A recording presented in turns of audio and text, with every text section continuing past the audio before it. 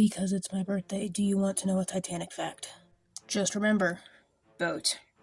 So the Titanic was just shy of 900 feet, at 883 feet to be specific, and up until it was found in 1986, there's a really pervasive myth that it had some 300-foot gash along the side that had led to the sinking itself. Now, when the ship was found, they're like, hey, there's definitely not a 300-foot gash in the side of this boat. There is, however, enough to equate somewhere in the ballpark of 12 to 13 square feet of gash on the boat, but there's definitely not 300 feet. So, after the boat sinks, there's two different inquiries that are held. One in the US, run by a senator that's an idiot, and then there's one that goes on in the UK. And this idea of the 300-foot gash comes from the one that's going on in the UK. So the British inquiry into the Titanic disaster lasted 39 days, and it's on day 19 that this idea of the 300-foot gash starts to take a foothold and carries out until 1986 when the boat is actually found. So the commissioner is asking his interviewee, hey, so what sort of damage would Titanic need to have taken to sink the way they did? Mind you, in 1912, they didn't know where exactly the damage was on the boat, they just knew that she sunk.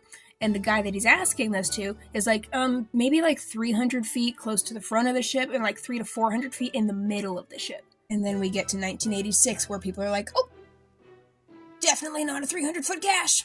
Definitely not a 300-foot gash.